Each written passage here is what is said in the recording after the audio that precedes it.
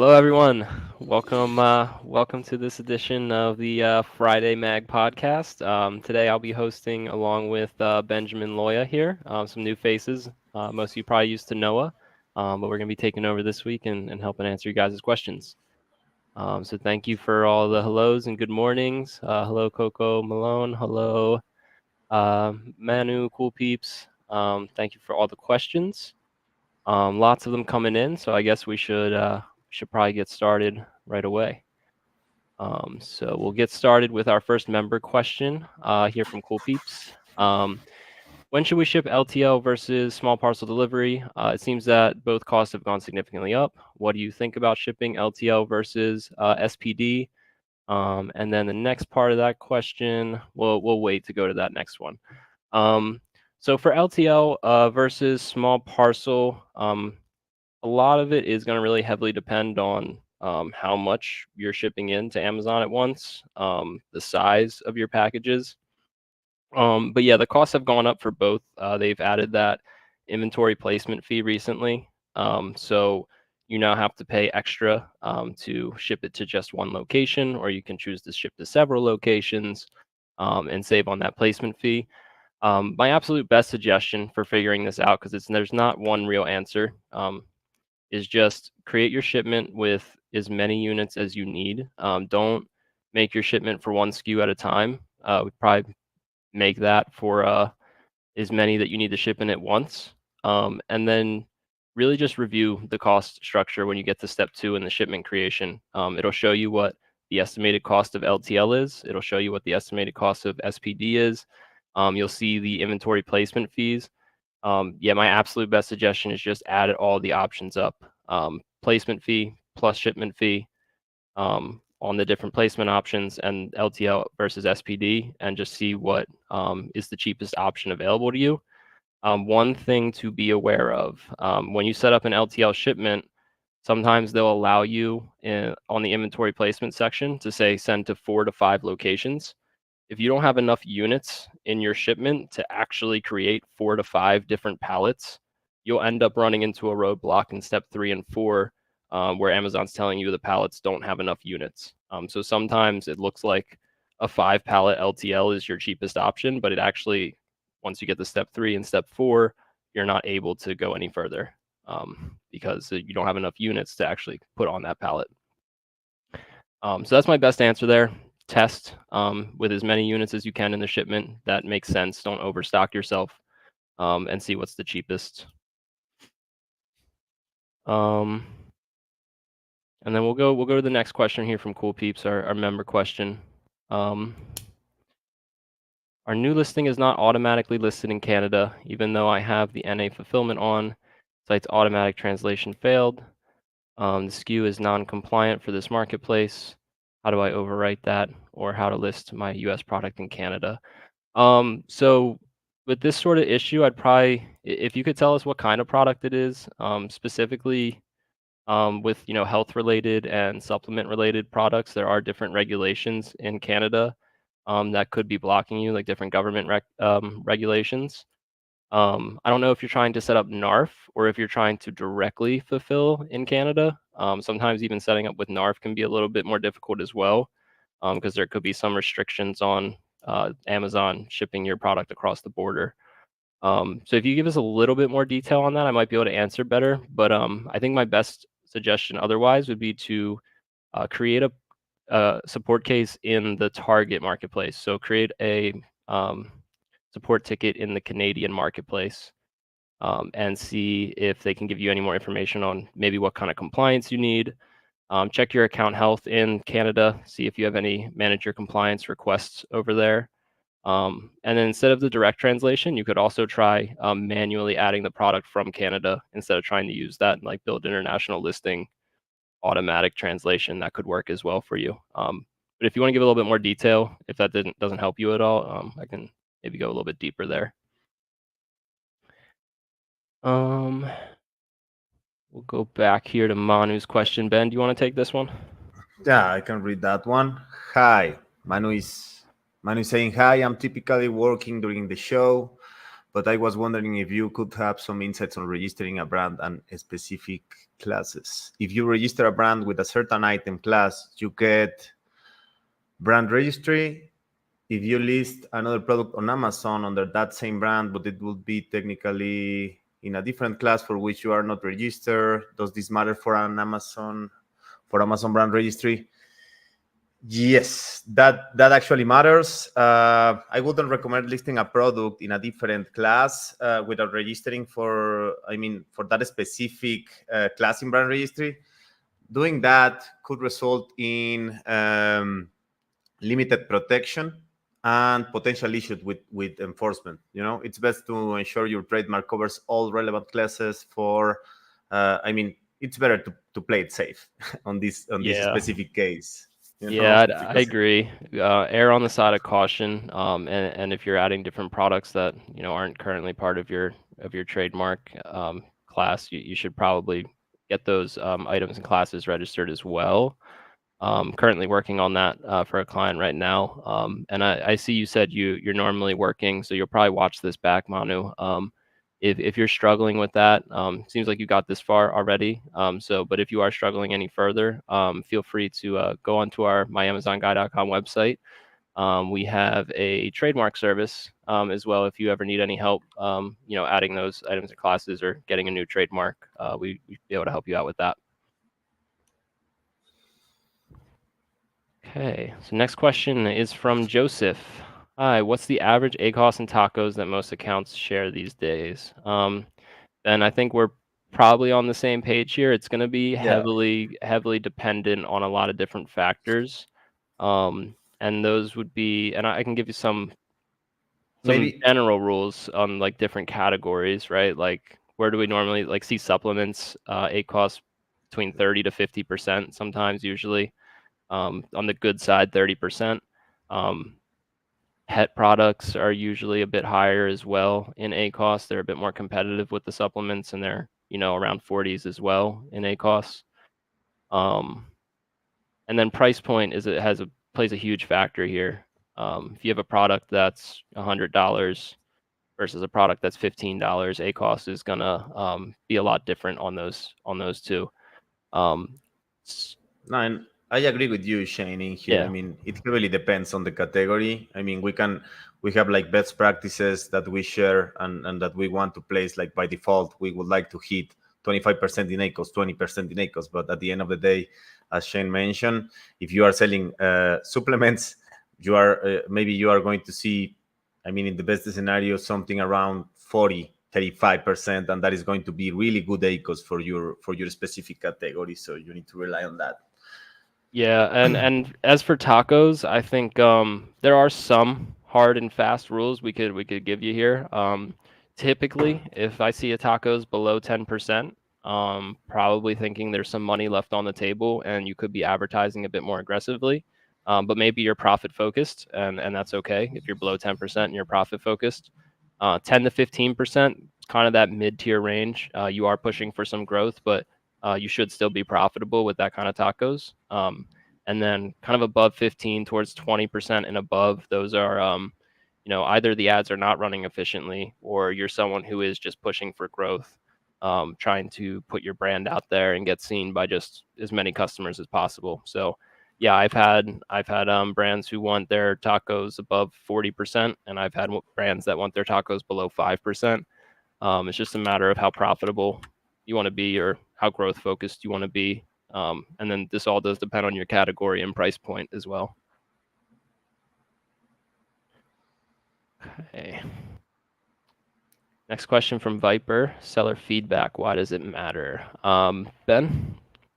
Yeah, seller feedback is vital because it impacts trust, search rankings, performance metrics, and customer insights. So positive feedback will always enhance your reputation, improve your sales, and ensure your compliance with Amazon standards.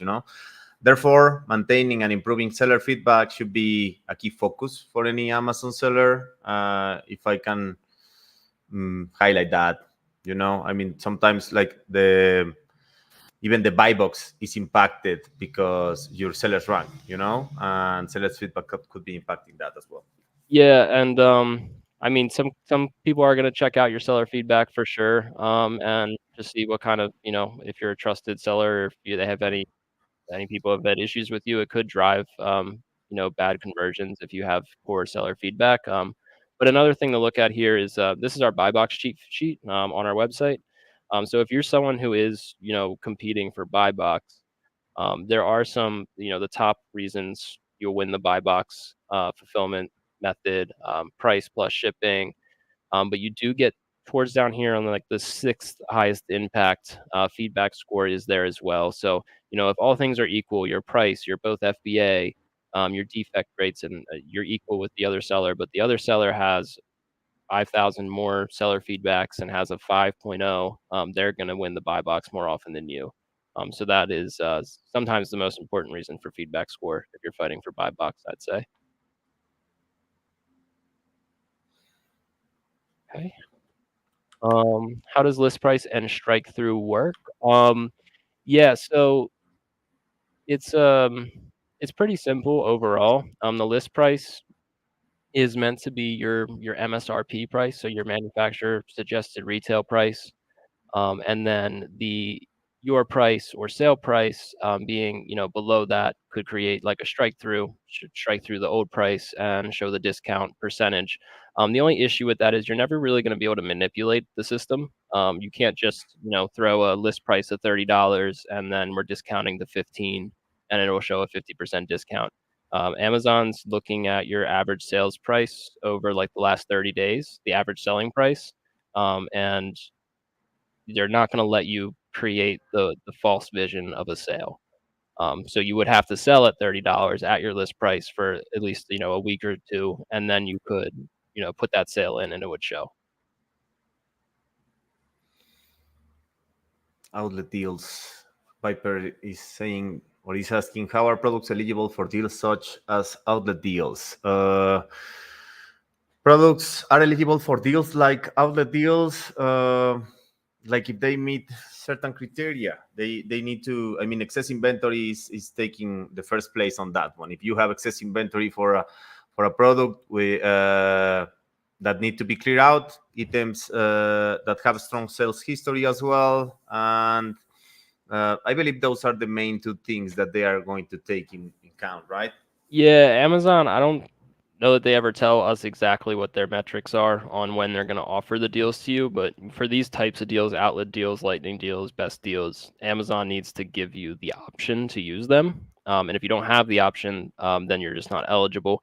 For like lightning deals, best deals, 7-day deal, you need some strong sales history. You're gonna want to be FBA on your product as well. That'll help you get the deal unlocked. And then for outlet deals, Ben's absolutely right. It needs to be a product that has enough excess inventory. Amazon sees that it's overstocked, and then they would allow you to use an outlet deal. You can find the outlet deals if you go to your FBA inventory page, manage FBA inventory, and then on the very right-hand column, they'll have suggested actions. If it shows a suggested action to create an outlet deal, then it's available for that ASIN. If not, then you just don't have enough overstocked inventory to be allowed to use it. If you have Amazon reps, sometimes your Amazon reps can help push through a little bit some special types of deals as well. So you could always try to reach out to your seller rep if you have one and see if they can set anything up. They have a little bit extra access.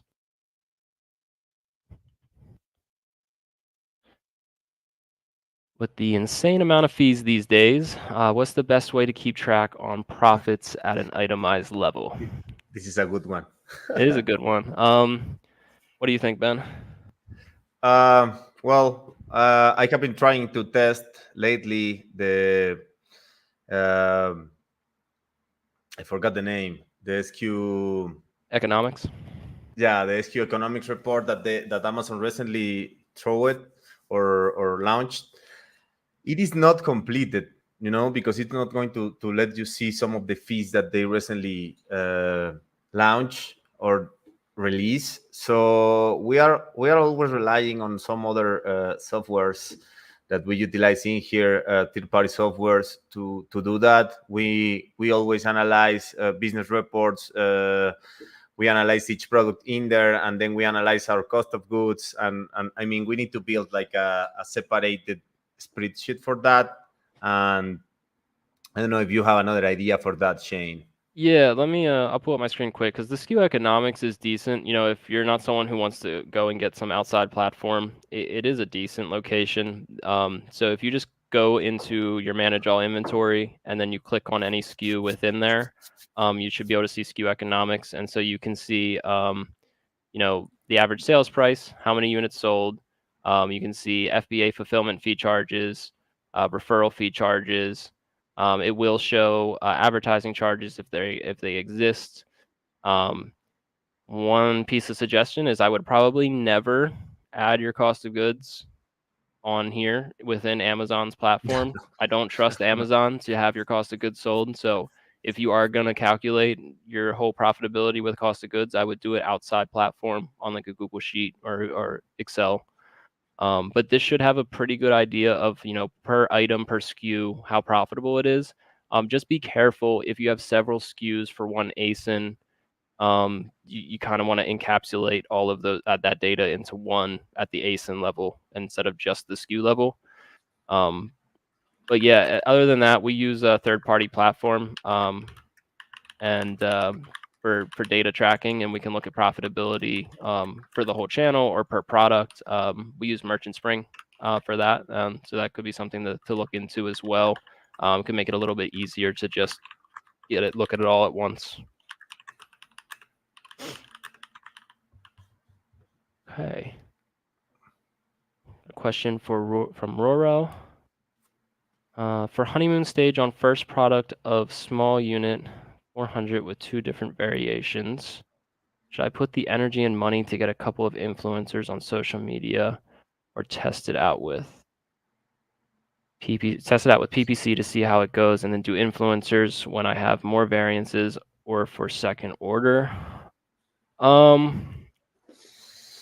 I think it depends on the amount of risk you're willing to take and the investment you're willing to make into social media influencers. I think they can be relatively expensive, and depending on where you go and who you use to get influencers. You know, if you're brand registered in Amazon, you may have access to that creator connections through advertising. So if you check your advertising console, creator connections is a new thing from Amazon, a few months old, where you can reach out to creators, and all you have to offer is a commission rate to them. And so there's no, you know, flat rate sign up fees, and should be a lot less expensive. I would see no reason to not try that with a new product launch.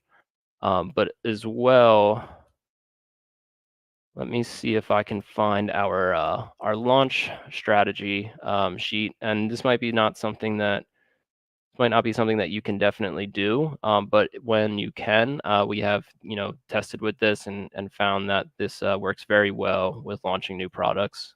So this is Stephen Pope's launch price strategy. Week 1, you would start 50% below your target price. So it's very aggressive, starting at a very low price.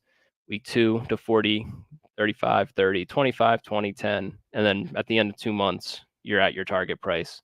It's supposed to help us build, you know, as much velocity as possible with that honeymoon phase, get as much listing traffic as possible, and the goal is to get an Amazon badge on your listing by the end of it. I would be FBA along with this, any new launch, and if we're really going to be throwing energy and money at it, I would make sure you're getting into FBA as well.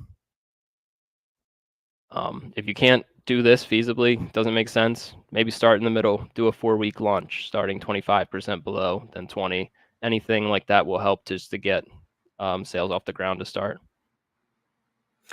And adding to that, it depends on the type of product that you are selling as well. If you would like to utilize influencers or not, maybe you want to test it out with PPC at first, then see how it goes.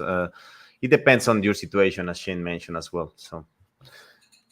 Yeah, that's a good point. What kind of influencers you get will be important. You want to make sure you're with your product. It makes complete sense. But before we go to the next one, Coco Malone is saying, "Hey, Benjamin and Shane." So hello, Coco Malone.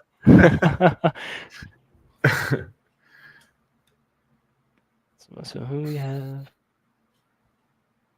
Karen. Karen Segura, do you use a bid automation software or do you prefer to set up rules yourself? If so, what software do you use to create these rules? So we do not, at my Amazon Guide, we don't use bid automation softwares. It's completely manual and human controlled. We find that it's better to make a change, and when you do make a change, to evaluate it, after a 2-day period and see what the results of that change were. Bid automation is making changes every single hour of the day, and it's hard to tell, did the change do something positive, and draw conclusions from that data. So we do set up rules ourselves for day parting specifically, if that's what you're talking about.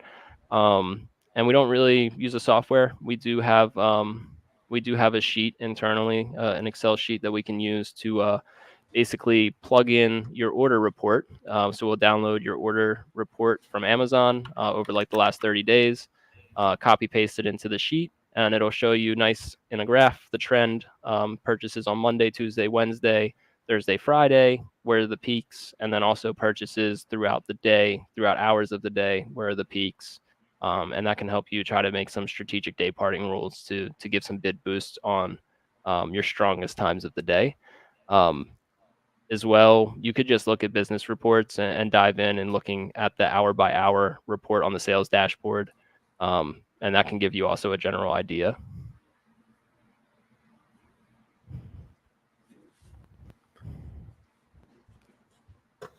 You got this one, Ben? When ordering products, when I do pay the supplier and the freight forwarder, I pay 30% to supplier. When ordering products, the typical payment schedule is like, I mean, you did like the initial deposit to the supplier, you already paid like 30% upfront. The remaining 70% is usually paid before the shipment after the supplier provides proof of completion, in example like photos, inspections, reports. And like, that's all I have for this one. I believe I would like to hear more about what you mean with that one, Tinkerish. Yeah, if there's any more to that question, please add it, and we'll, if we can't get you the full answer, we'll definitely find a way to get you that answer after the call here. But yeah, we don't deal as much with the inventory management outside of Amazon. We help out here and there, but yeah, Ben's answer sounds pretty good there as well. We'll go next and see if you can add any more to that, Thinkerish. Yeah, Tinkerish. All right, Roro. Roro.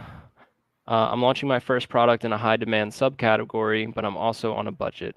Mine is slightly different from others and use professional photos and strong A+ contents. What are the best methods with PPC for this with a $100 budget? Is it a good idea of doing a $100 budget, total budget? Spreading it on manual exact keywords and phrase on easier keywords versus difficult keywords that are 125 per bid, research from Jungle Scout. What should I expect to be spending a month on PPC alone? So overall, being in a competitive subcategory, and wanting to push for growth and newly launch your first product, we probably would generally suggest a higher budget than the $100. I don't know if that was a monthly budget or if it was a daily though. So if it was like a daily budget, I think that would actually be sufficient. As for a weekly or monthly budget, is probably a little bit behind, but where you should be. But in terms of like what campaigns you should set up, I think it'd be a really good idea to, at the very least, set up an auto campaign. One really great campaign is an auto catch-all. So basically, you're going to go sponsor products, auto. You're going to be bidding by match type. So you'll have close match, loose match. You're going to use a down-only bidding strategy, and you're going to start your bids off really low to start. So I'd start 25 cent, 20 cent, 15 cent, 10 cent on those match types. And just see if you're starting to generate impressions and spend at a decent rate that's not too much for you. That campaign usually works really well. And these auto campaigns, you can get little nuggets out of that do work well for you rather than just trying to find these exact matches. That might be difficult for you right now as a new seller with their first product. Might be expensive and competing with products that have tons of reviews. We see a lot of success from auto campaigns, so I would definitely not avoid the auto. If you're not getting impressions from it with those low bids, just boost them up slightly until you start to get impressions, at a rate that is good for you. Okay, Roro, next question. How do I prevent hijackers? My product is slightly different than others, and I have my logo on product in the front photo image. That is a bit of a tough one. I mean, Yeah. because what he's doing right now with the logo, I mean, it's already protecting him, right? Yeah, I mean, if you're brand registered with that brand through Amazon and your trademark is approved through the USPTO, then you have a lot more protection. If your trademark is still pending, it's a little bit more difficult. But with an approved trademark, you can go to brand registry, and if you have a hijacker, you could report them for being on your listing. But this can be difficult if your product is offered in retail stores, general, throughout the public, people can just buy it. Amazon's going to let them resell it. Amazon's a marketplace of one listing, many sellers. But, if your brand is more, you don't have vendors and you don't sell outside of Amazon like that in retail stores, you should have some good protection there. If your trademark's not approved and you have a hijacker and you think, they're selling counterfeits or you don't know how they got your product, I would suggest a test order. So order the product from the hijacker. If it comes in and it is your product, maybe you can look at some of the batch codes and whatever and figure out how they got it and where they got it from. And if it's not your product, that's an easy support case, and that should work even though you're not brand approved for the USPTO yet. You should be able to get them removed for selling a counterfeit. Next one, Richard. I'm going to take that one. Richard Biederman. I'm looking into trademarking my products. Can I trademark my company name? Once I do that, will branding be easier to do? Will there be a cost to brand on Seller Central? Yes, you can trademark your company name to protect it legally. Will branding be easier once I do the trademark? Yes, it will. I mean, it makes branding easier by enhancing credibility. It will provide legal protection, and it's going to be allowing you to enroll into brand registry, and that is going to give you a lot of features that you might not be willing to utilize if you are not. So yeah, definitely that is a yes. And is the last one, what was that? Will there be a cost to brand on Seller Central? No direct cost, but you will need to pay for a trademark registration. Enrolling in Amazon, I mean, enrolling in Amazon brand registry itself is free, but you need to pay for that trademark registration. And remember that Shane mentioned that before. We can help you with those services inside My Amazon Guy. Yeah, and the only thing is it's possible that your company name might have some issues with getting trademarked if there's other trademarks similar to your company name already. So along with our website, we also have a free trademark assessment. So absolutely free. You can just start there and we can let you know if there's going to be any resistance or potential resistance in trademarking your company name based on other people's trademarks. So that would be a good place to start as well. Yeah. Roro. Oh, Richard. Let's continue with Richard. I make an 11-inch sander, and I also have abrasives to go along with the sander. Will one trademark put everything under one umbrella? So yeah, I think this kind of relates to our first question with Manu on, the classes and types of products you're putting in your trademark. I don't know the exact different classes that with these sanders and the abrasives, but if they need to be filed in class separately, then you would want to have both of those as part of your trademark. But they would definitely be able to be trademarked together under one umbrella. See if you can find anything on that, Ben, and we could circle back if we do. Yeah, I'm searching for it, and it seems that those are tools and like accessories for that. It should be. I mean, it appears. I don't want to. I mean, you need to double check, Richard, but it should be fine. I mean, you should be safe doing that because those are like selling together, so you could do that. I think it'll be fine as well. Yeah, and I believe that Roro has a question that is related to the same one. I believe that question from Manu was resonating to all of them. So if you go ahead, sorry. If you go ahead, it's okay. So if you are brand registered with one class, Amazon won't let you sell other categories outside your class, or just not protected because class isn't under your trademark. Amazon will let you. Amazon will let you do it at the beginning, but the thing in here is that you are running a latent risk in there. I mean, you could get in trouble. You know, at some point they are going to notice that, and they are going to start making questions about it. And yeah, you are not going to be protected, of course. But at the end of the day, I mean, I don't think that they are going to be like that strict. But if you are selling supplements and you want to start selling toys under the same brand registry, maybe that will be a issue.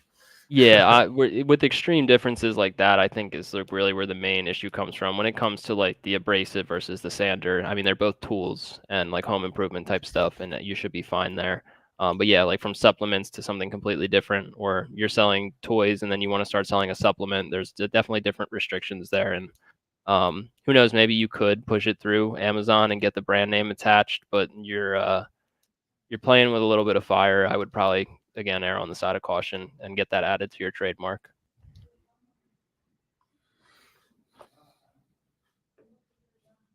Okay.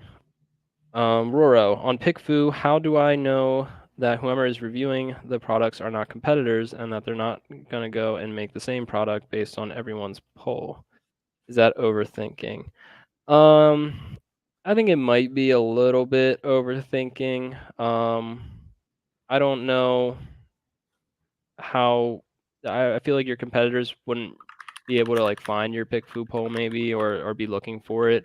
I would generally trust the PickFu. It is a really good source of that kind of A/B testing and getting a general idea from a quick audience of people. I don't think your competitors would be in there manipulating it at all. It would surprise me. But if you have some sort of reason to back it, or if you've seen something that is weird, maybe so. But I do think PickFu is a great platform that you shouldn't be running into those issues on.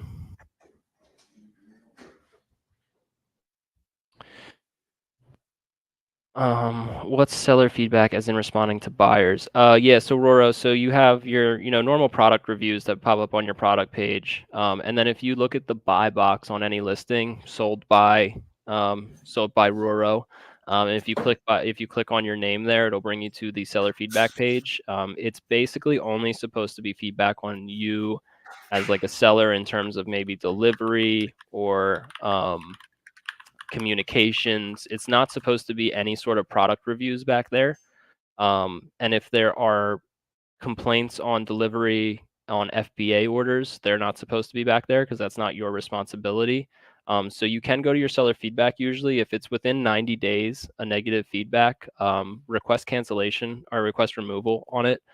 You can basically request removal on all of them for like quick and easy one click, and they will strike through or remove seller feedbacks that don't comply with what they're supposed to be. So that is a really good tip as well. I would just literally request removal on all of them, all the negative ones.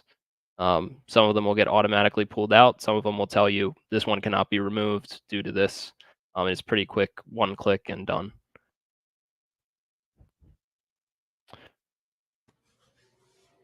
Andy, thank you. Thank you for the donation, Andy. My new product is not in for another 6 weeks, but it's still showing as available from April. I've altered the launch date to mid-July, but it's showing as April. Does this mean I've blown? Do you think I've blown the honeymoon period? Not necessarily, and I think, the understanding of the honeymoon period is not it's not fully understood. We do try to set that launch date, or that start date in the future to, like, be absolutely sure. But, a lot of people do believe as well that the honeymoon period is not gonna start until the listing is actually in the active and available state. So if it's purchasable, then I think there might be you might be kinda losing on the honeymoon period right now, but if it's inactive, I think you're still alright. But ideally, yes, you do wanna have that future launch date.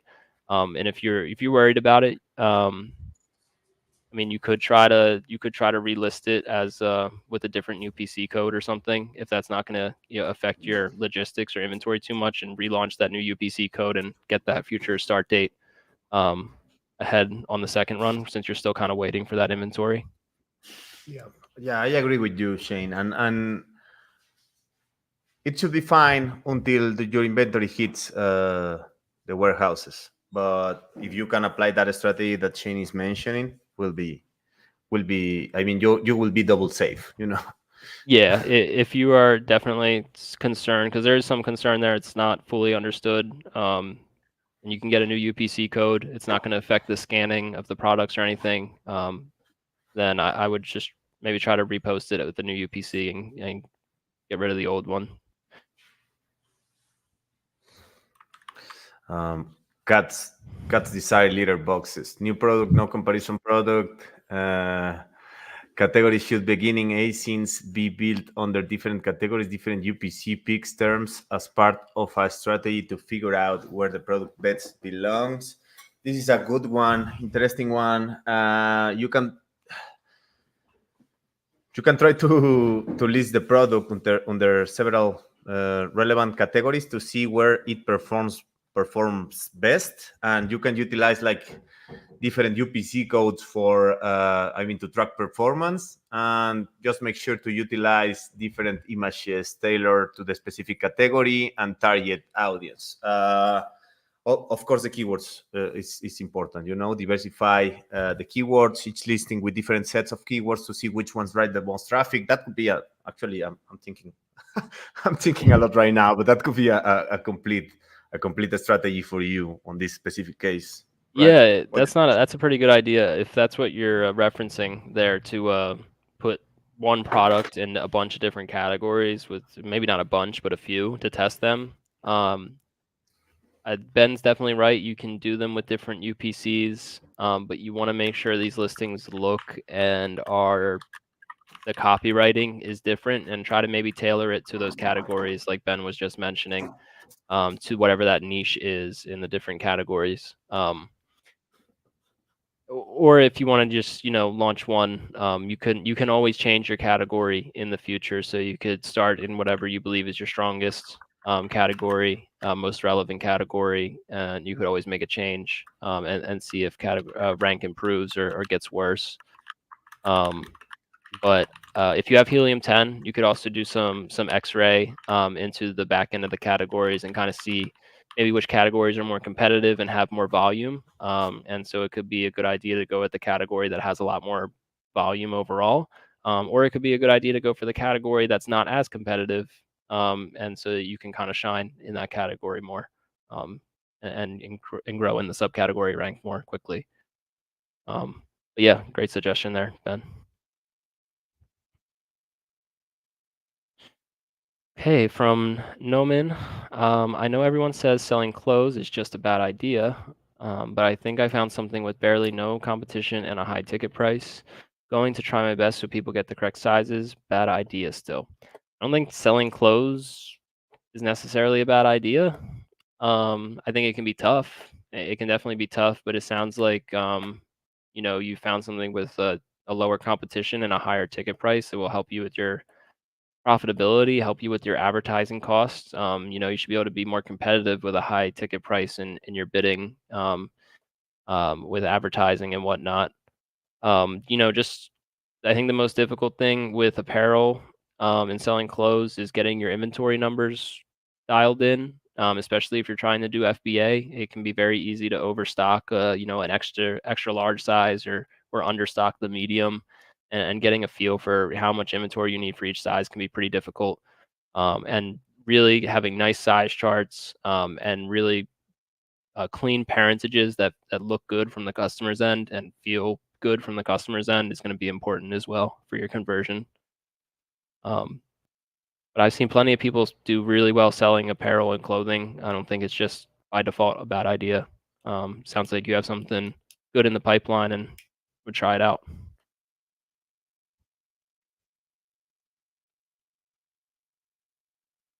Okay, from Harun, which warehouse of Amazon will use to ship items from China to UK? It is my first shipment. Ben, are you able to take this one?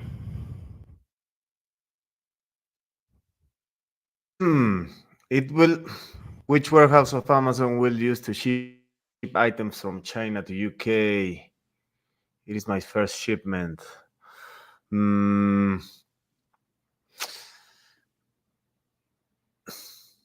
Is you need to? I mean, it will be the best to choose the one that is closest to that.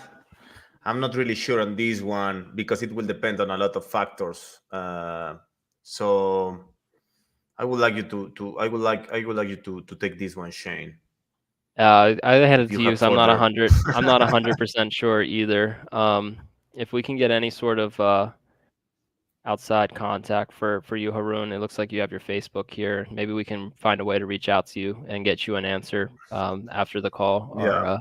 if you can maybe email us as well, podcast@myamazonguy.com. Send us your question in email, and I'll make sure we get you an answer here.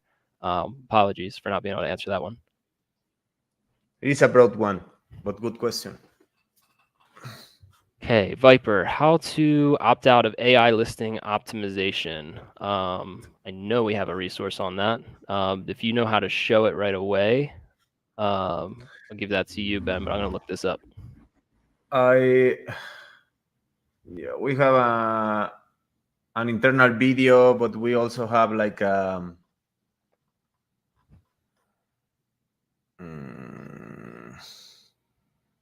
Let me see. like a video from Stephen Pope as well. I didn't watch Yes. that one yet because it Yep. is recent. It is recent, but we can share that one for if you would like to watch it. I'm not We really have sure a about it, video from yesterday. It's right but it is, here. and it is a fast fix. You know, it will take you like 1 or 2 minutes to do it. It should. Let me check. Explore.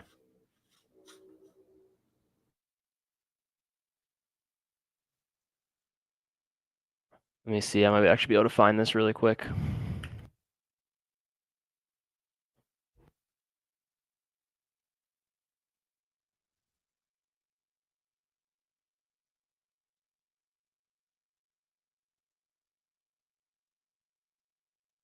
Okay. So let me pull up my screen real quick, and we'll cover this one, but that video should help you as well. If you just go from your Seller Central and you look up Explore Brand Selection, and you go to that first help article, check it out. And you can go to Explore Brand Selection is a tool that helps brand owners list their products quickly, accurately. This is the AI feature here. So we go to this beta page. You can review any listing updates that have been posted already by the AI if they had made any changes to your listings. And then you should be able to see if you're enrolled or not right here. And so this is enroll here now button, which I'm not going to click because I don't want to enroll. But you should be able to check from here as well if if it's making changes to your listings. And if it has, you can revert them and see what was done there. Quick fix on that one. Yeah, Amazon loves these new features that no one wants. All right, so let's go next. Do we have another We have another donation question from Andy. We want to skip to that real quick. So Andy, thank you again Yeah, let's check it. for the donation. Let's check out your question here. It'll cost me about $1,500 to change the barcodes, etc. How important is the honeymoon period if I miss it? Yeah, so to change the barcodes, I would assume your barcode's being printed on the product, and that's why it would cost you that much to change them. You know, if you do just have another UPC, even if it's not on the product, you launch the product with that UPC, you can use Amazon's labeling method, or you can print out your ASIN label, and all you'd have to do is cover the current UPC printed on the packaging with the new label, the new ASIN label, or the new Amazon label. And as long as you fully cover that old UPC, you should be good to go and use that. Although, you know, you would have to do that for all of your shipments in the future. It sounds like to me and to Ben, I would probably not go through all of that headache of a new product with new barcode and UPC. I do believe you're going to be fine on the honeymoon period because the listing is not actually purchasable yet. I think you'll be fine. Yeah, I agree on this one. I definitely agree on this one. I mean, But yeah, like just if in the next occasions, you can take it in mind. You know. yeah, and if you really are worried and want to do it with that new UPC, it shouldn't cost you that much. Like I said, it's just going to cost time and printing labels and covering the old label with the new label on the package. Okay, so back here to Kamar. I apologize if I did not pronounce that correctly. Amazon Seller Central account login error. Can we shift our old account to another email, or how can we solve this problem? Login error. Mm, I'm kind of curious on what kind. If it's just like a lost email, if it's a forgotten password, if the account is actually like deactivated. I do have a few questions there on like what is the login error and like why you can't get around it. Can we shift our old account to another email, or how can we solve this problem? It's going to be hard to shift the admin email on a Seller Central account, or nearly impossible. You know, I've worked with brands who have old emails stuck as the admin, and they just need to keep them on and use them. But yeah, I'm more and curious on what the login error is.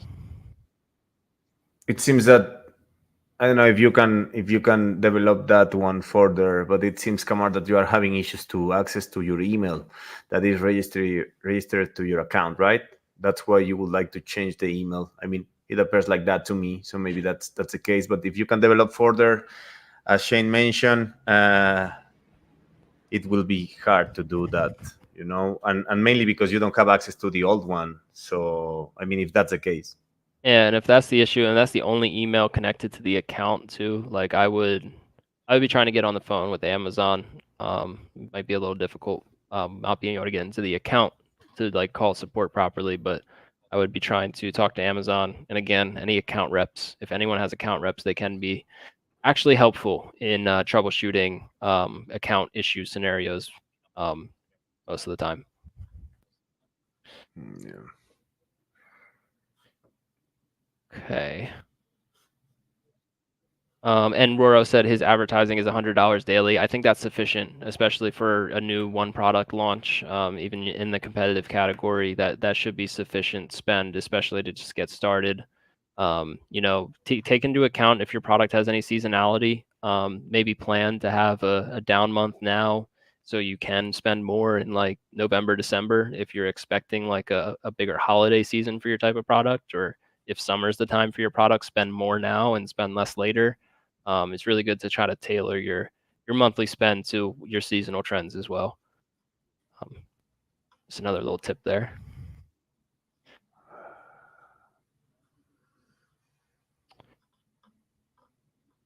Okay.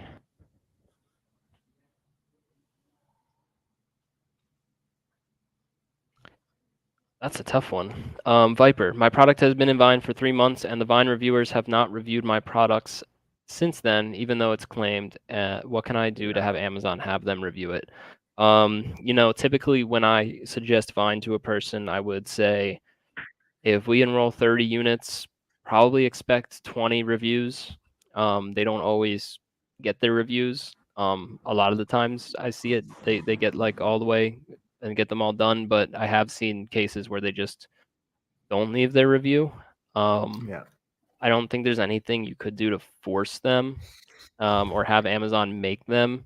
Um, Ultimately, I mean, you could maybe try to reach out to support and see if they have anything to say, but I don't really know if they're gonna be able to help you. I think ultimately those Vine reviewers are gonna end up getting kicked out of the program. As an Yeah. invite-only program, they need to keep up with their reviews, and they're not supposed to just get free products for free. They're supposed to be reviewers, and that's very unfortunate. But you could try with support. I just have never, and I don't know that they're gonna really be able to do much other than maybe kick these people out of the program. That might be it. But that's a bad Vine experience, unfortunately. Next question from Viper. I have a hijacker that doesn't know how to remove their listing from my product. How can they do it? They order shipment into Amazon and it's currently in Prime. So they can, but they might not want to because it's going to cost them money. They can create a removal order. So if they go to their manage all inventory and they find the listing that they need to delete, let me pull up my screen real quick and we can just take like a really fast look at what you need to do. Click down on that arrow on the edit listing, and there should be a create removal order if it's an FBA item with inventory. So one unit here. Create removal order. You'd click on the create removal order, and then that person's going to have to tell Amazon to remove the amount of units, fulfillable quantity available for removal, add that one unit, and have it removed. It's going to cost money though, depending on the size and weight of the product. Every unit they return is going to cost maybe $4 to get sent back. But that's the only way to get them out of FBA. And I'd probably have them do it if you need to get them out. And it seems that they don't want to do it because the next comment says like the hijacker. Let me pull that up. The hijacker also said I can buy their inventory from them. How could I do that if it's in FBA? Interesting. Yeah, I would never suggest to you to go buy the product, your own product, off of your own listing. That's a big no-no. Amazon's going to see you put in an order for 300 units on your own listing, and that's a big red flag to be buying your own product and boosting the rank of your own product. So don't buy the inventory from him on Amazon. If you're going to buy the inventory from him, do it outside Amazon, and hopefully at cost or something. But they have to remove it. You have to tell them to remove the inventory, or you can report them through brand registry if they're just trying to play a back and forth game and they're still selling your inventory. You can always go to report through brand registry, although it's a bit aggressive if they're really not listening. I have seen hijackers take their time and keep the communication open just so they can keep selling. They know they can remove the inventory, and they know it's gonna cost them money to remove the inventory.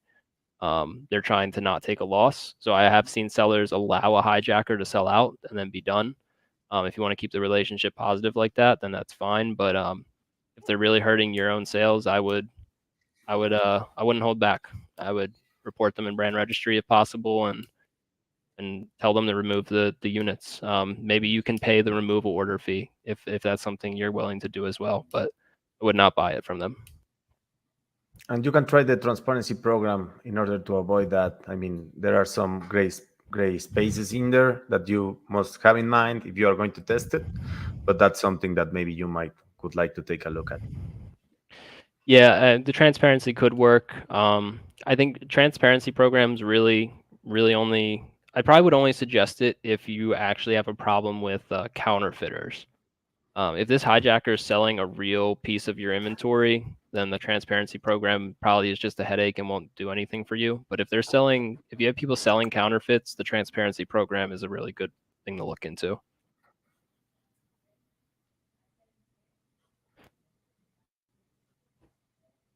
Okay. Roro, how much should I expect to spend with that $100 PPC daily budget you suggested on a high competitive market in dog products for first launch if I stay on easy keywords versus difficult ones?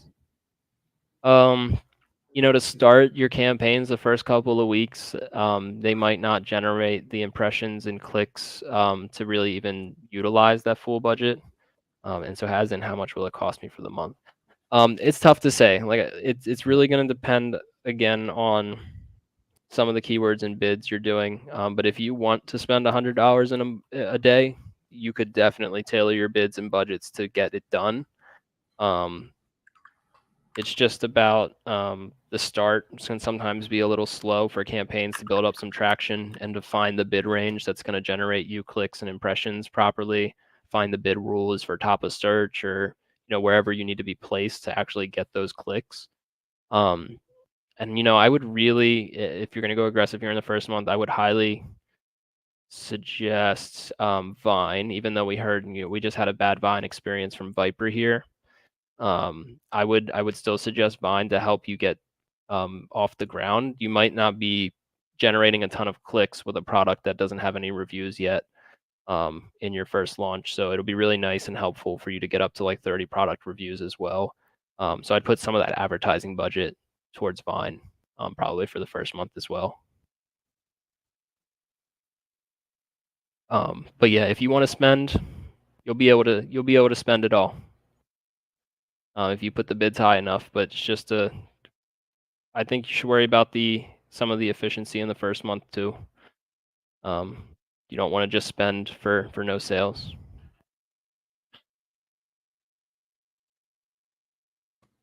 Yeah, that one. If I do miss out, how important is the honeymoon period? I'm going to spend a lot on PR, FB, and influencers.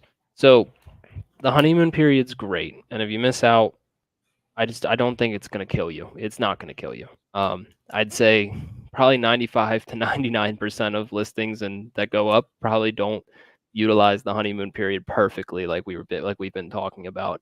Most people probably don't really know about it, and products still do really well. If you're going to be spending a lot on PR, Facebook, and influencers, make sure to check out the brand referral bonus within Amazon. So you will go to pull up my screen.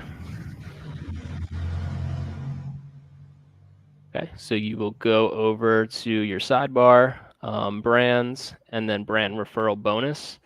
Awesome section here. Check this out. You can create attribution links for your Facebook, influencers, other PR outreach programs to track how many clicks, how many orders you're getting from all of those different channels that you're pushing. And Amazon loves it. Amazon loves outside traffic coming into Amazon and making a purchase. It's one of the best things you can do for your listings. So aside from the honeymoon period, it sounds like you have a really good strategy there. And I would just push that referral bonus. Amazon will even pay you extra. They'll give you up to 10% extra on the sale if that sale comes from Facebook or an influencer. It can help you pay out your influencers, help you pay for your Facebook ads and whatnot. Just getting that little extra bonus. We have this one from Viper. Thank you, Viper. Can I merge a product even if it's pending in Vine? If you already enrolled that inside Vine and you want to make a parentage, that should be fine because you are already waiting for those reviews. The opposite, I won't do the opposite, because I actually will do the opposite. That's what I wanted to say. If you have a parentage that doesn't have enough reviews, you can break it and then enroll them separately to receive more reviews and then merge them. But yeah, it should be fine. Do you agree with that one? Yeah, Okay. I agree. I've been a little weary before, so sometimes I wait until they're all claimed and then I'll put them back into the parentage together. So like I wait until my 30 units are taken and claimed up and then I'll put it back in just in case I'm not 100% sure if they'll stop claiming after it's back in the parentage if that'll like kill the claim period. So I usually wait till they're claimed, but you don't have to wait for your reviews, and then I'd put them back together. That's a good highlight. Yeah, I'm just not 100% sure. Your answer could be 100% accurate, but no, but I mean, like, once you have all those claims, maybe you can merge them. But I agree with you on that one. We should be careful. Yeah. Right. Another $2 donation from Viper here. Thank you. My trademark is pending. Brand registry won't help. Yeah, so you can't submit the brand registry support the violation through brand registry if your trademark is still in a pending status. So the best things you can do is reach out to the seller. Think like you've been doing to try and get them removed.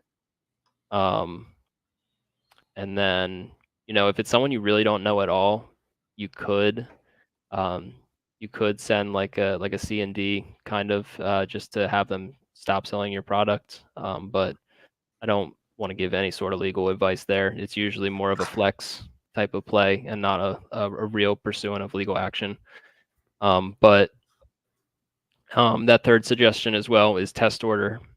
Spend money to order 1 unit of what they're selling, and if it is at all not your product, old version of your product, total counterfeit, you can go through brand registry support or Amazon seller support and show them what came in the mail and tell them this is a complete counterfeit, and they should be able to get removed through there as well.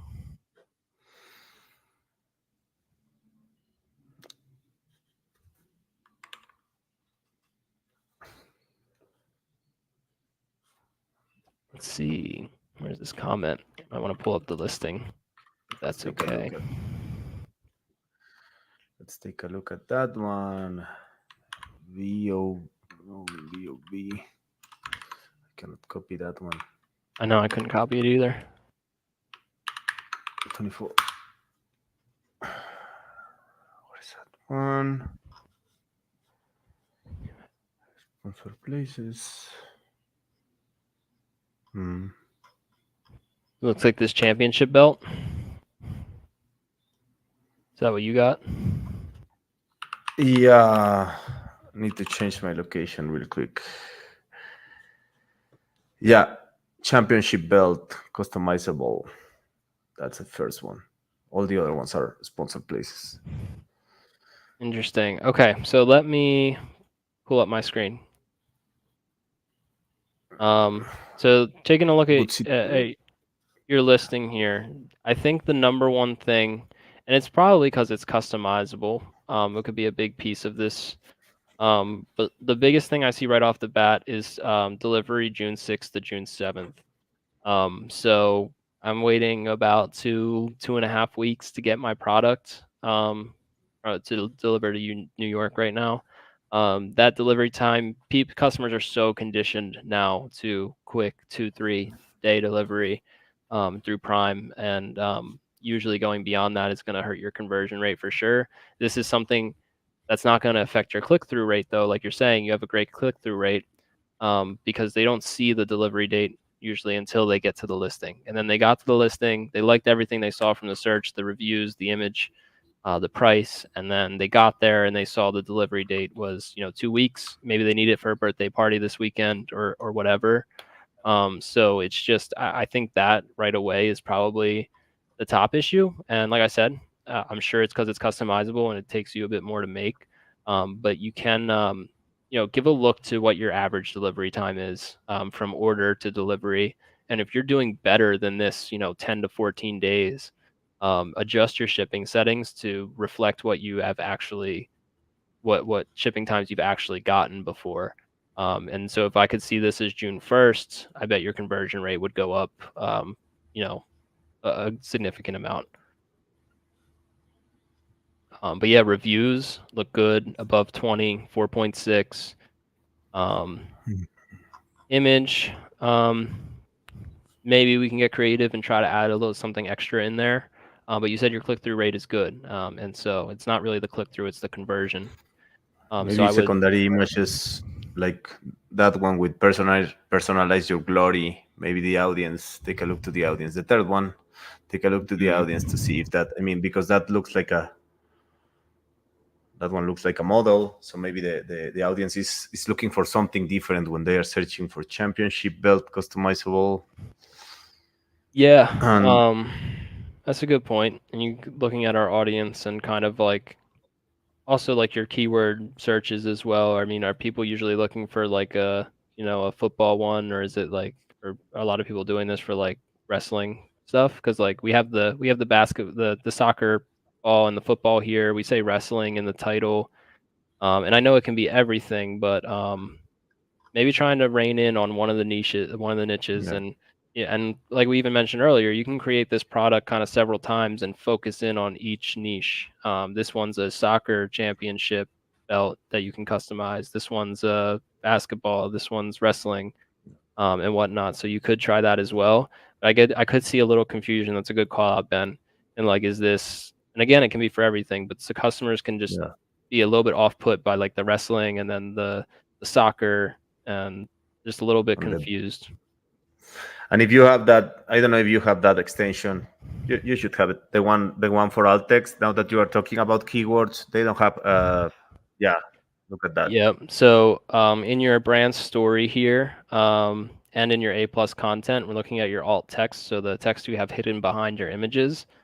Just custom championship belt, custom championship belt. You have 100 characters of SEO you can add behind each and every image, even these ones. So really good to hop into like a keyword platform like Helium 10.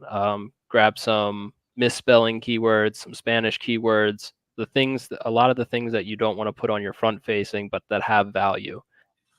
So these will be hidden, and you can have everything in Spanish. You have football, all those different things. Just before we continue, thanks to you, Andy. We really appreciate your questions. Those were great questions. Yes, thank you, Andy, and thank you for the donations. We appreciate it a lot. Oh, this is a good one. Do you want me to take it? Yeah, go ahead. Yeah, Roro, is there a trademark term that covers all products on e-commerce so I can sell anything as long as it is through e-commerce, or does it have to be set for specific terms? The answer is no. You cannot have like one trademark that covers all products on e-commerce, but I mean, trademarks are typically registered in specific classes to correspond to the types of the goods or services that you are offering. But you can have something like, I mean, you can have multiple classes if you want to sell product across various categories. You need to register your trademark in each relevant classes, and you can trademark like you can do one submission for multiple classes or categories. That is something that you could do, and that is what I will suggest on this one. Yeah, and we also see a lot of people just do several trademarks too, right? Like if the trademark name isn't going to be relevant because maybe we're talking about a supplement to a children's toy again, and the trademark name doesn't make sense for children's toys. Like it could be beneficial too as well. Just get a separate trademark name, and you can connect several brands and trademarks to one Seller Central account, and work within them, separately. So that might be a better way to go as well, just to have the relevance of your brand kind of with the products.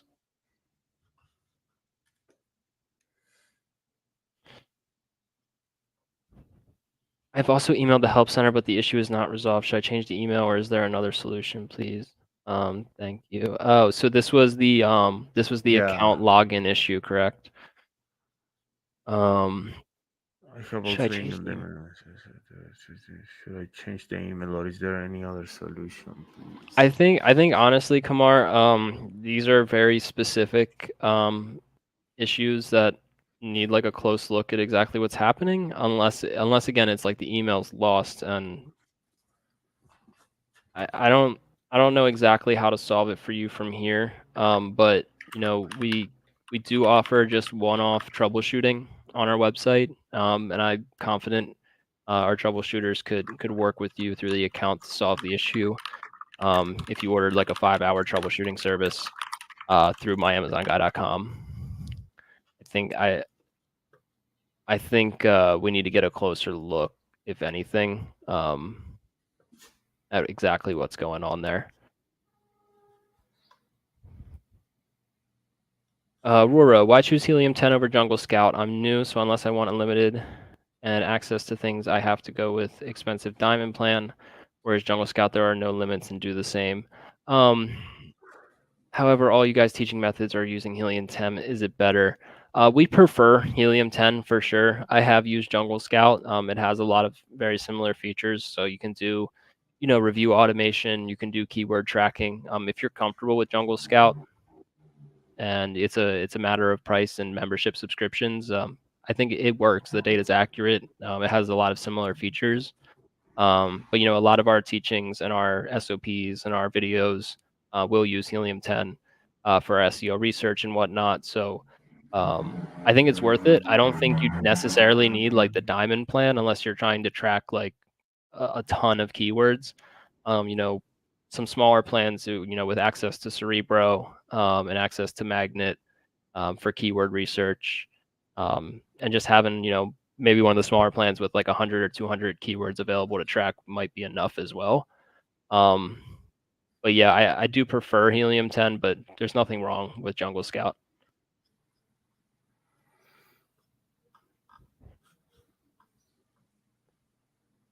When is the best time to use AWD? Is it cheaper than doing FBA? If it's better, then my first order is only 400 units, but it's best to do second order in time for Q4. AWD is a newer service that Amazon's offering, and it can save you on fees.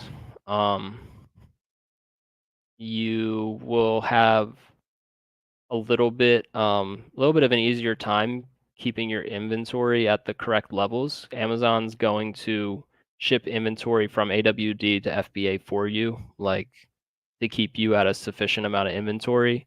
You're gonna you'll be exempted from more fees because Amazon's the one handling your inventory management, and if it's their fault that your inventory is at low inventory, they're not going to charge you the new low inventory fee. There are some benefits to AWD overall. I think for a lot of people, it's a big overhaul to move from your current warehousing situation to move everything into AWD. But especially if you're just getting started, I would look into it. I don't think there's one time better than another. They'll hold your inventory and they'll ship in as FBA needs it. And you can also override them. So if they want to ship in 50 units, but you want to ship in 100, you can override that and have them ship more in.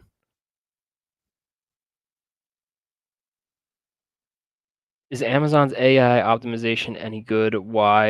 And is there cost? I wouldn't trust it, Ben. What do you think? No, even if that's for free, I won't try it. I mean, I It's would prefer free. to. Yeah, It's free, I but mean, I wouldn't try it. I don't trust yeah, it. no. I mean, it's going to get something wrong about your product, I feel like, or it's going to use language that you don't want to use as a brand. It's going to break your keywords as well. You are not going to have the exact match that you might have if you are taking a look manually or personally to those ones. So yeah, that is a no. I don't believe in AI full control. I believe in human assisted AI. So if you want to, if you can use AI on your own to create content, but like really QA it and review it yourself, I think that's how you get really good content. I would never personally trust AI just doing whatever it wants with my stuff.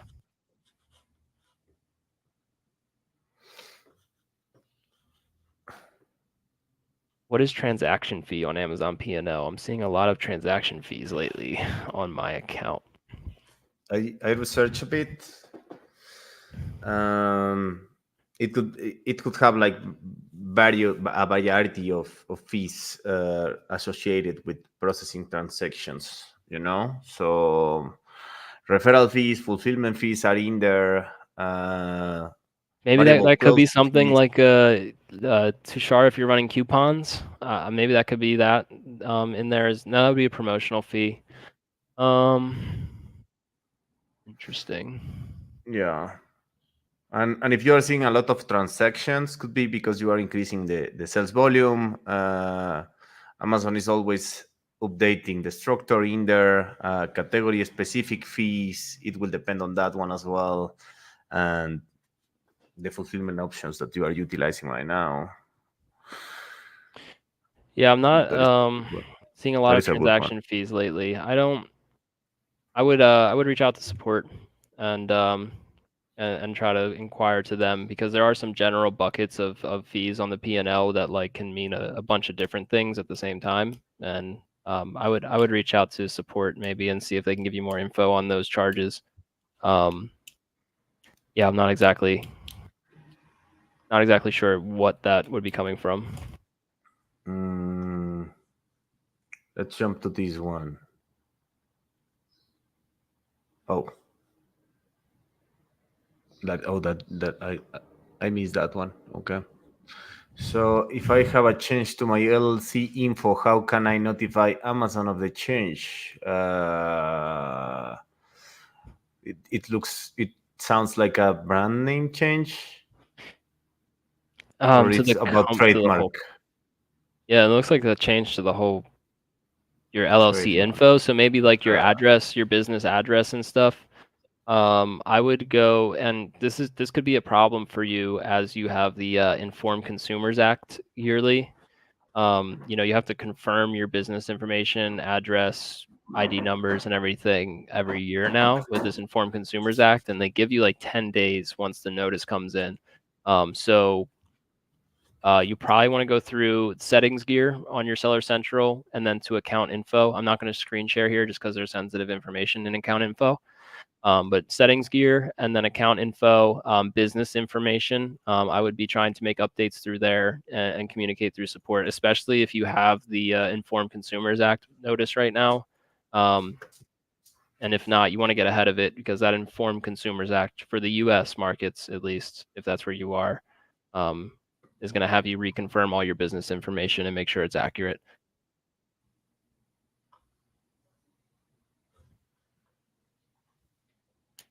Viper, I have 10 products. How much roughly should I be spending on PPC? It can be a rough estimate.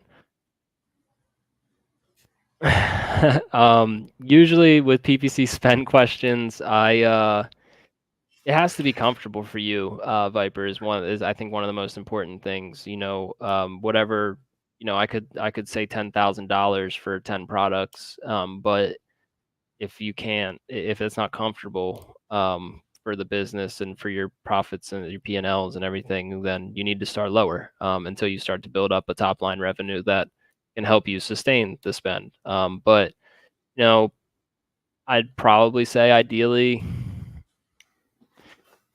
at least 5,000. It depends too. If these products are parented all together, if they're all on one page together, you don't need to advertise them all so aggressively separately. If it's like one page, then you probably only really need to advertise for one page.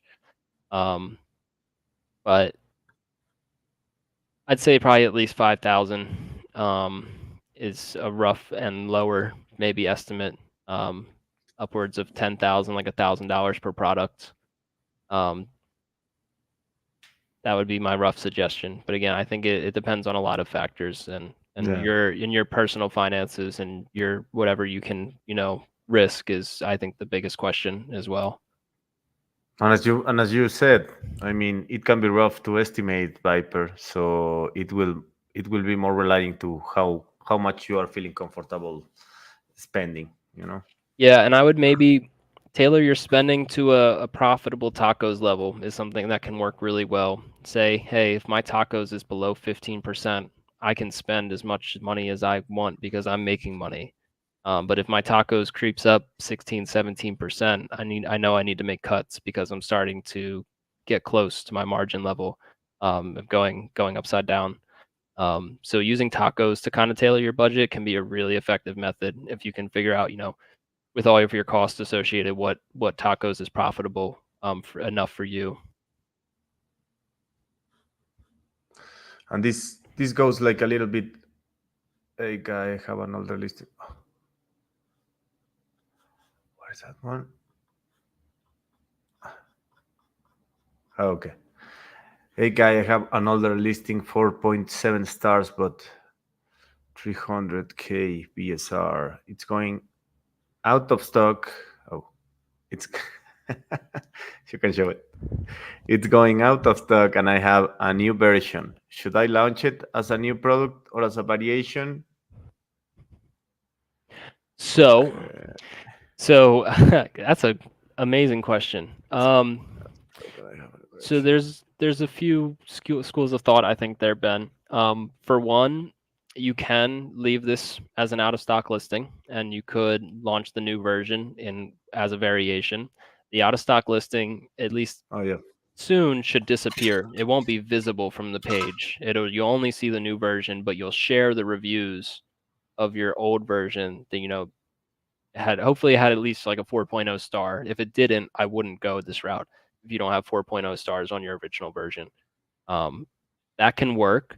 I have some suspicions, not proven data, that having an out of stock listing in the parentage can negatively affect the new product in the parentage as well. Parentages work like a weighted average in terms of BSR. And so if we have one product doing nothing and the other product selling, I think the product doing nothing can have a little bit of like an anchorage effect. The other thing you can do, which I probably would suggest, is especially if this is just like a version 2 of your product, you can check out the newer version widget. It's a complete self-service tool. So just type in newer version widget right at the top of your search page on Amazon Seller Central. And that'll pop that right up. It's totally self-service. You tell Amazon this is the old ASIN and this is the new version.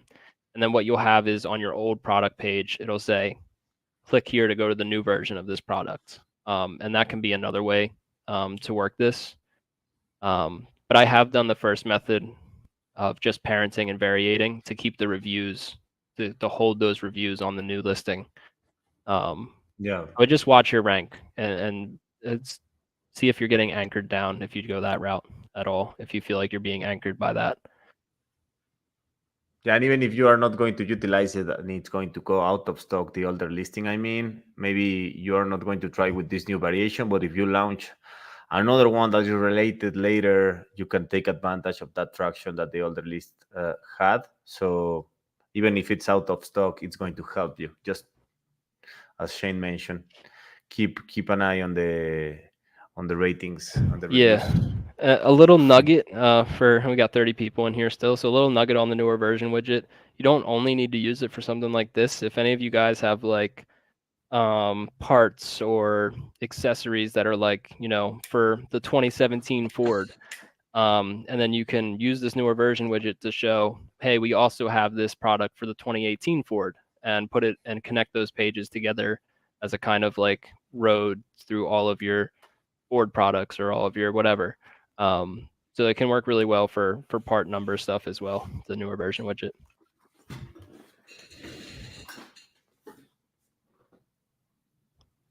Question from Jason. Was just wanting to benchmark and know what you would say is a good CTR. Maybe provide a good, bad, great, excellent.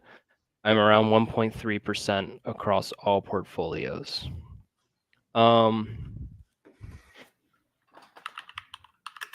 A good CTR, I don't think there's a hard and fast rule there.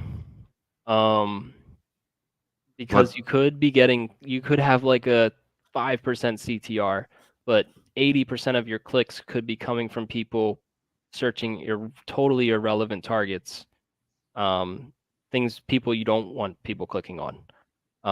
So like a high CTR percentage isn't always good if all of your CTRs are from people who aren't going to purchase. Yeah, and for example, we have some general benchmarks in there for if you want to know, if you want to hear a number, a CTR of 0.4 to 0.6 is considered like an average. Anything above 0.7, talking about sponsored products, anything about 0.7 is considered a good click rate, on that specific case.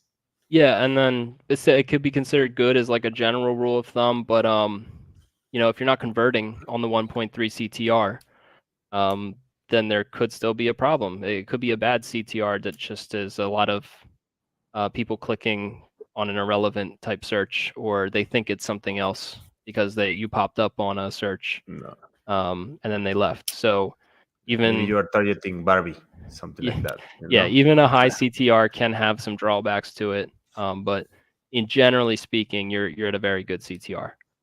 Yeah, and just just for you to keep in mind, this goes in line with the same question about ACOS and TACOS. It will be very dependent on the category, on the market, if the market is very competitive, things like that. So I mean, in general, could be a good CTR, but we will suggest you to dive in further, as Shane mentioned, to make sure that you are having good numbers in there, or the numbers that you would like to see, Awesome, against your yeah. other metrics. Yeah, see where your clicks are coming from, too, because that's the most important part is where all those clicks are coming from.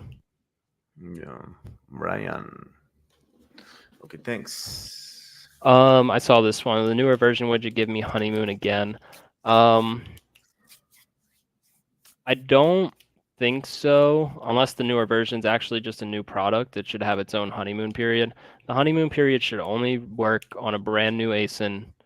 And then the question in the air is if the launch date is needed, or if it's, is it the first day that the item becomes available is the start of the honeymoon period. So like we were talking about earlier, we always suggest to try to get that launch date in just to Yeah, be safer, because it is the safer option. and I was about to mention that, Brian. That is a good one.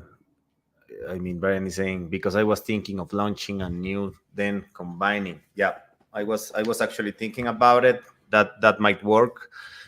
Before parenting them, or doing anything that you want, if you can launch it as a new product, then try to do the strategies that we just place in above the table. That is another good one. I like that idea. Yeah, launch as a Mhm. newer version widget, a new product. You should be good, totally good on the honeymoon with that. And you're right. You probably don't want to add a new product that you're trying to utilize the honeymoon period on into a variation. Um, I would leave it a standalone, and then you can put it back in later. After the first 2-3 weeks. And the parentage should help as well. If the parentage has good reviews and the parentage already has good traffic, it could be better than a honeymoon period, because you're going to get you're going to get traffic on that listing, and it's going to show the perception of reviews on your new listing. But I would go for the honeymoon period. You only get one shot at it, and it could be really successful. I would try to discount the product if it's possible for your finances to discount on launch, and then add it back into the parentage after a few weeks would be a great strategy. Yeah, that's nice. This one is staying there. Viper, that was per month. Yeah, yeah, yeah. Viper is like, please tell me that was 5K a month. It was a Yeah, month. It was a month. And I think that would be a decent starting point, for sure, for 10 products. You said 100 a day for one product, and that would be a really good start, I think, for a new launch. this is a good one. Sergey, when updating the listing, how do you measure the success of the update? If the answer is brand analytics, then what percentage increase on impressions, clicks, and purchases is considered a good result? Yeah, we measure like that. We tend to measure like 2 weeks before the change, and then 2 weeks after the change when we do something like that. But and I believe that you will agree with me on this one, Shane. We always try to apply A/B test if we are not sure about what to apply, or if what we are applying is going to work, right? Yeah. So if you're in the air on is this update going to be good or not, if it's not obvious to you that like it's going to be a positive change, I go with A/B testing. I typically only like A/B testing titles and images. I don't really like A/B testing bullets and descriptions. I don't think it has any bearing on if the customer is going to purchase in most cases, unless you have like a very high value, highly specific product that people really read the bullet points. Um, the value in bullet point updates comes from search volume and searchability and indexing. I normally don't like to A/B test those, but the metrics I'll look at, if you are targeting specific keywords with your update, you could look at those in brand analytics. And I think any % increase in impression share, click share, purchase share is going to show you proof of concept there. The other thing I always like to do is look at overall sessions, overall orders, but mainly conversion rate. 2 weeks prior and 2 weeks after the update, conversion rate's your main data point there to see if it increased or decreased after the change. Innovative. Okay, innovative house. Sorry. Thanks for your patience. I broke up the parentage last night to a size variation listing, trying to upload bulk file for partial update to the listing that was the child listing. Getting error 86.6. Do I need to wait 24 hours? Error 8066. Okay, can't remember that one.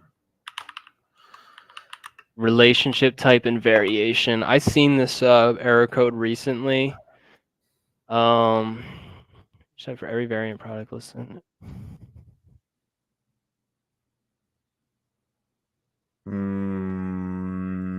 Are you in the right category? Oh, you broke up trying to upload bulk file. Okay, no, forget it. That is that used to be a parentage, so that is not the case. Maybe the blobs that you are having in there are violating some Amazon listing policies, and that could be the case as well. Or maybe you are missing to add something in there. Yeah, if Amazon's telling you they think that that the variations aren't like compliant, like with how variations should be set up, and you think they are in terms of it's literally just a size change and it's the same product. If this is literally the same product and just a size change, you should be able to get this to go through. And I would reach out to support. I've recently seen them blocking some parentages and breaking parentages, but we had to work through support to fix and show them that it was compliant. It's like just a size and color change or whatever. But if this is a size and color change, you need a size and color variation type. And then to Ben's point, you need to definitely make sure that all of your child listings and your parent listing are registered to the same product type, the same category. If they're in different categories, you are going to have issues putting them together. And Amazon's going to block it a lot.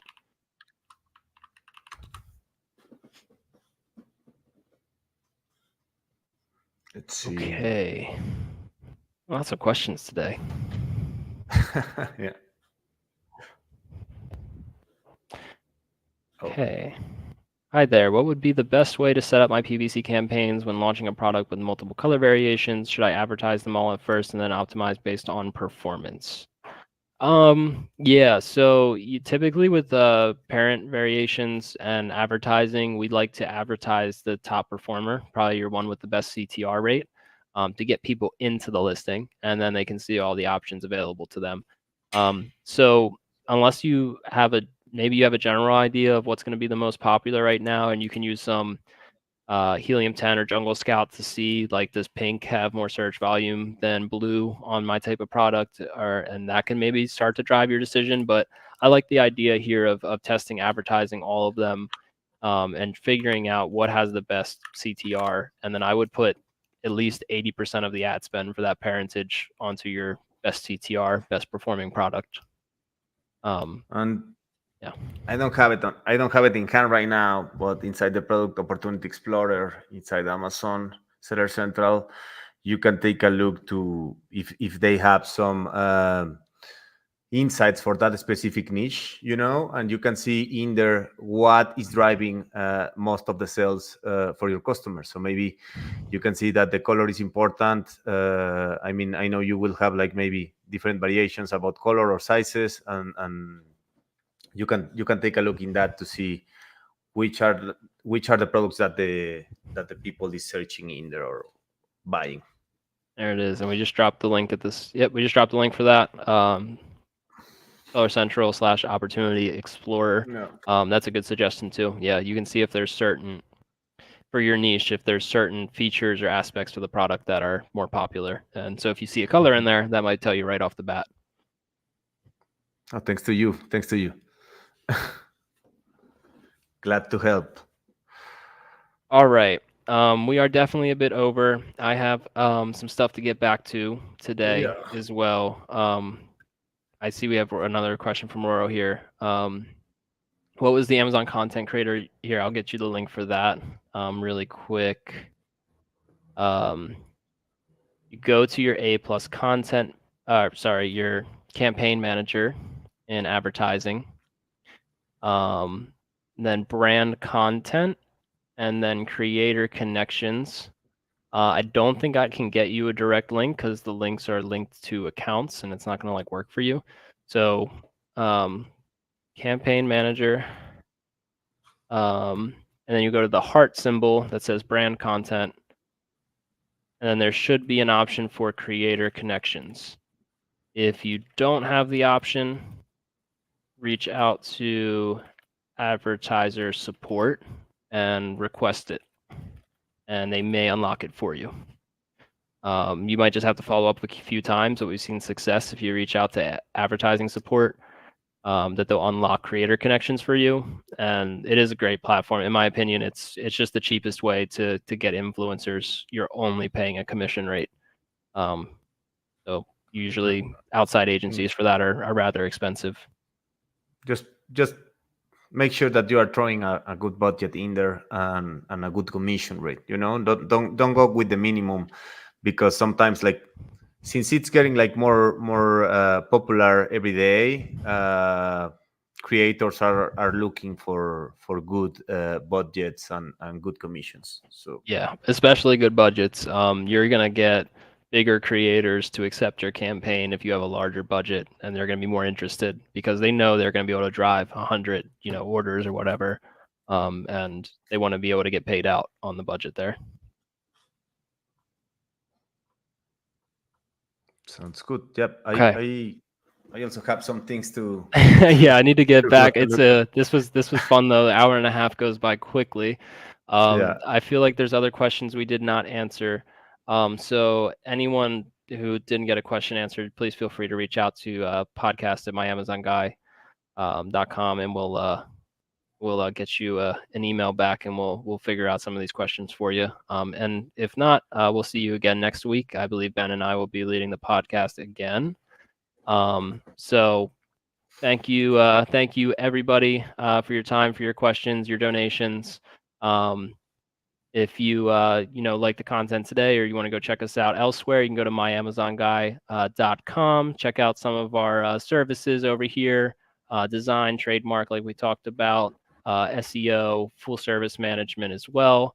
If you just want to book a coaching call, we have a few people available here for coaching calls for one-off questions and support.